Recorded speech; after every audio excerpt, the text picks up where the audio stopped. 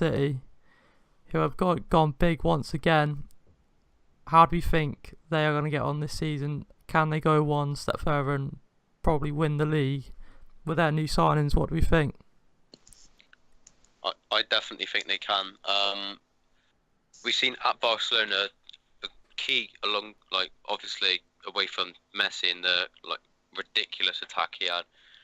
The way the defence was so fluid and the way that the fullbacks, they're such a key part of Guardiola's game, and even at Bayern. And last season they had the likes of Gael Clichy, Bakary Sagna, Pablo Zabaleta, all aging fullbacks, and Alexander Kolarov. And I think in Benjamin Mendy, you've got one of the most sought after left backs in Europe. I don't think he's worth 50 million, but what is value for money these days? Also, I think Kyle Walker, from a personal point of view, watching him at Tottenham in the last few years, he's developed incredibly, and I think he's at his peak now. And whilst I don't agree with the fee, I think they've definitely got the best right back in the league, in my opinion. You think he's a lot better than Valencia then? Yeah. What do you think he can add to Manchester City that no other right back can? Do you think he's the perfect fit? I think the way that Guardiola plays is a lot different. He's more of a wing back than a full back, so we've seen that he can tackle, he can do basically all the good jobs a defender can do. Going forward, he's a little bit questionable. He maybe panics in some situations, but I think he's such an athlete, and that's so pivotal to Pep Guardiola's philosophy. And I think that the fullbacks would be a key component of City's season this year. Okay, so what? Obviously, we've got a Sporting Lisbon fan, so it's a perfect opportunity to talk about Ederson. Dan, how do you think he'll get on? I think he might. The first year might be a little bit dodgy, but after that, once he settles in, I think they would have had. I didn't. They've just signed Brazil's number one for the next 10 years for a lot of money. I mean, he's 40 million, but he's amazing with his feet, which is what Pep Guardiola wants. And at the same time, I read that he saved like 82% of shots that came towards him from inside the box. He's got amazing reflexes, and he was without doubt the best goalkeeper in the league, even beating Rui Patricio and Iker Casillas. So that alone speaks enough about his quality, I think.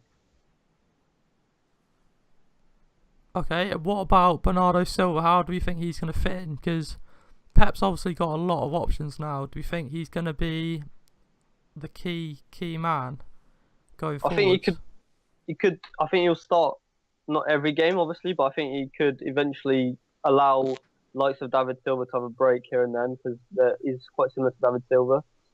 There's still questions. I don't think he can last 90 minutes in the Prem to the Prem's intensity is something ridiculous, but he's arguably one of the most talented attacking midfielders in the world. He's only 22 or 23, and he's got an amazing left foot on him, and he's got a final product now as well, scoring double digits last year, and he came second in Ligue 1's best player. So they've signed an amazing player, I would say, from Monaco. And to be honest, for 50 million, start of the window, if it was later, we would be talking about 70 million probably. Yep. What do you think, Marsh, about Man City's window? He signed the right players to fit, like Luke said, to fit Guardiola's methods and ways of playing football. Definitely, whether they'll live up to the hype that's so associated with Man City and the money they're spending is a different matter. Personally, I don't think it'll happen this year. I'm a big critic of Guardiola, as you might know yourself. Obviously it looks like a good window, but there's still question marks for me. Do you think that's more related to Guardiola himself? Yeah, definitely do. Yeah, obviously the players they've brought in, big fees. In some cases, you could argue it's a big risk as well. I would just like to add that I think something we haven't talked about, but was actually a very good piece of business for them, was signing Danilo from Real Madrid for about 30 million in the current market. That's not exaggeration of a price, and he is a world class fullback, and so I think, and what he offers Guardiola is that he's able to do both flanks, so he's versatile. Yeah, they appear to have filled in the gaps that they needed to do. For example, fullbacks, and they've still got the core of their squad together. Their attack is just, I mean, it's out of this world, really. But like I said, it'll just depend on whether they can adapt this season to Guardiola's methods. Obviously, they're more than capable of doing it, as they've proved to do so at their previous clubs, yeah. Do you think Man City have now got the best squad after this transfer window? Who do you think has the best squad? Well, one thing I'd point out, if you look at the outgoings of Man City, they've really trimmed the squad this year, and they've had a lot of players. Sort of looking at the list of names, pretty average players filling in these gaps: Clichy, Navas, Sanya, Kolarov, Fernando, Boni. None of them have even, they've gone to pretty average teams as well, which sort of suggests the level that they are at. So they're a lot more streamlined now. And also, there's been a sort of shift in buying policy, because I remember I think it was Alex Ferguson said it in his autobiography. He noticed that City were buying players in their prime for a lot of money. They were buying players who are already ready-made, but that means you only get 4 or 5 years out of them. Now they're signing. Last season they got Sané, and he's Gabriel Jesus.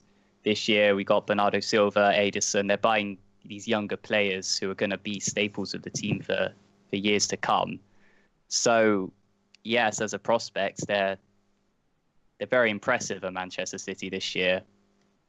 There is, I guess I agree with Marsh. It's probably more of a Guardiola thing. There is a question mark over them for some reason. I think they just need to win something to prove themselves, really. I agree with that 100%.